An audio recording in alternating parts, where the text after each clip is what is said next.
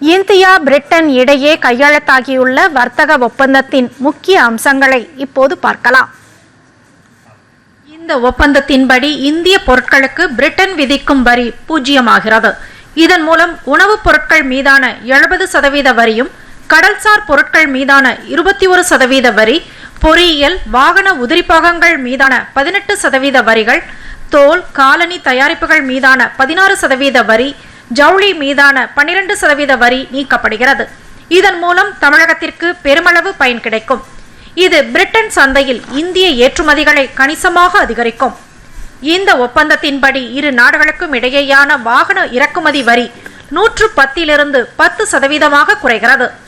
முதல் 15 ஆண்டுகளில் 3.78 லட்சம் யூனிட்டுகள் வரையிலான வழக்கமான இன்ஜின் கொண்ட பிரிட்டன் கார்களை சலுகை வரியில் இறக்குமதி செய்ய இந்தியா அனுமதிக்கும்.